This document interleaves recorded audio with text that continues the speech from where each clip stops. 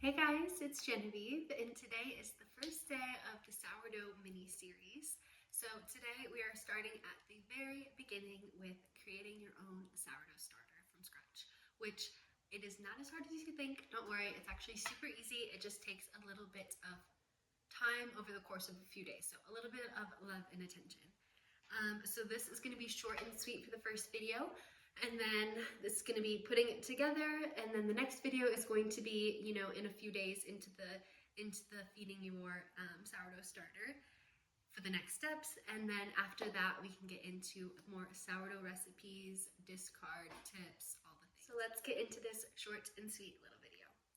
All that you guys are going to need is a clean glass jar. You're going to need a kitchen scale.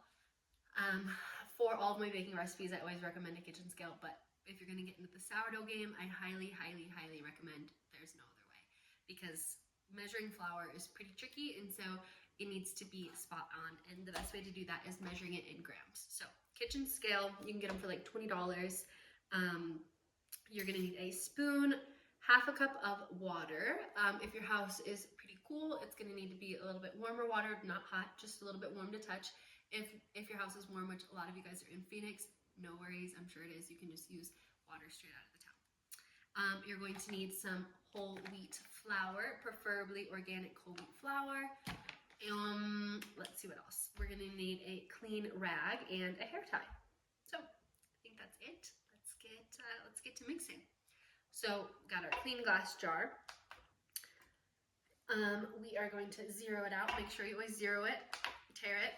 And then we are going to start with 113 grams of flour, also known as 1 cup.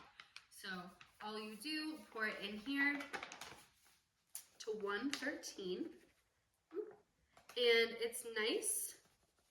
It's preferred to use whole wheat. You can also use like pumpernickel flour, just because it has a lot more food, I guess, for the wild yeast to start on. So it has a lot more nutrition and all of the things, so it helps the sourdough starter get going quickly. And you can always transfer over to white flour, organic white flour, once your sourdough starter is active and bubbling and all the things. I like to do a white flour, kind of like a ratio, and so once it gets bubbling, you don't need this as much personally. It's all preference. We'll get into that later. But I like to feed it with organic, unbleached, all-purpose flour, maybe 3 times in a row, and then do a feeding for the whole wheat, because it just makes it go extra crazy. So again, 113 grams of whole wheat flour, and then we have our half a cup of warm or room temp water, half a cup. And then all we're going to do is stir it up really well. Make sure that there are no lumps or dry spots or anything like that. Get it good. And then that's pretty much it for this video. We are going to cover it with a clean towel loosely, but you can put a hair tie over it if you like. This again helps the native yeast, which actually are everywhere in the air. Yeah, we helps them capture it. This attracts them, all the things, so that the flour can get going and bubbly and active and start fermenting and do all the things that it is supposed to do. So again, make sure there's no dry spots.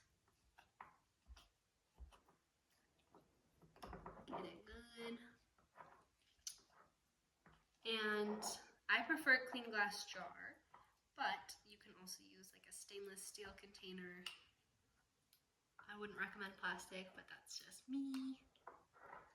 Because I like using glass jar because later, once it is active, I usually put a lid on it. So, but not for the first few stages. So, looks pretty good.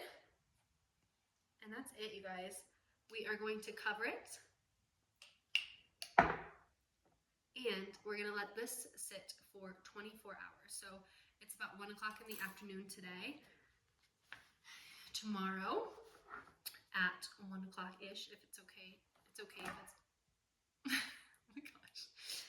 I saw that. Hold on, let me go grab that.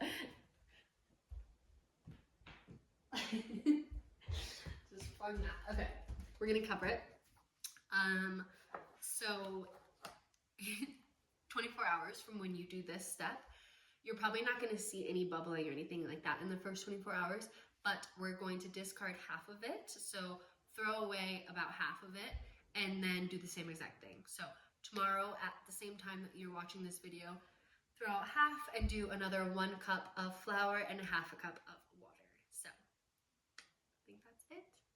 And then the next video will be posted right after that. So let me know when you guys start your sourdough starter. I can't wait to have all you guys on board with this. It is one of my favorite hobbies, truly. It's so satisfying to make your own bread and baked goods and all the things with the extra nutrition that the sourdough starter adds. So I'm also gonna be posting some random little sourdough fun facts, and yeah, hope you guys enjoy, and I will see you very, very shortly after this. I'll also type out the directions in the caption, or in the caption, in case you guys need a little refresher. So have a beautiful day, and I will see you guys soon.